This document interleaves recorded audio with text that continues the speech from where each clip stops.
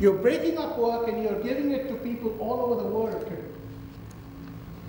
You need people who are skilled at working with people outside. The person sitting halfway across the world is far more important to you than the person who is sitting in the next room, which is why you need a global candidate. Fundamental reason why you need a global candidate. Someone who can actually work with someone who is far away, different culture, different sort of a person. Who's going to supervise? Can you actually supervise work that is being done far away?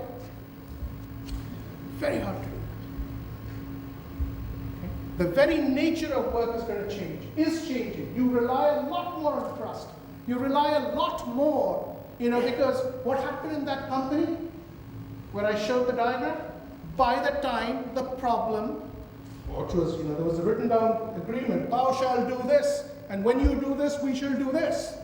But by the time anybody could enforce that agreement, everything was gone. If I can't trust you to tell me when something is going wrong, I'm in deep trouble. And you are in deep trouble. Okay?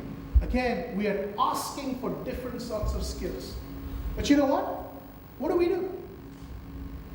Okay? If you want an iPhone, pull it out. Steve Jobs was a really smart guy. Okay? Could he have created the world's largest market cap without Corning? He couldn't, because a whole chunk of it is in that glass. We are no longer buying stuff, we're exchanging intellectual property. If I don't have complete faith and trust in Corning, I can't build the world's largest market cap. And guess what? Guess what we teach in business schools every single day, including at home? We teach people in strategy courses, core competences. You will never let go of your core competences. Guess what? Apple's core competence is built in part on something owned by another company. This is happening every single place, every single company. If you look hard enough, there is a partner that you rely on, okay, who is providing you these sorts of capabilities. How are you going to train managers who can look across those? How are you going to bring in people who can be comfortable in dealing with someone from halfway across the world? The last thing was we wanted you to be able to focus on execution and make decisions, but do it in a collaborative manner. You cannot just be Jack Welch's in today's world.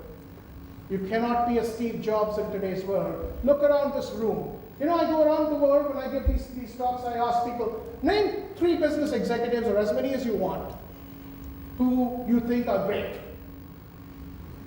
The names that always come up: Jack Welch, Steve Jobs, Richard Branson. And then I come to the room and say, look around here. Do you look like Jack Welch, Steve Jobs, and Richard Branson? So if that's the only model of leadership, are you ever going to be leaders like that? Then I asked them the question. I say, how many of you know Taichi Ono? Usually pin drop silence unless there's a Japanese in the room. And then what I say, wait a minute, how many of you use lean management?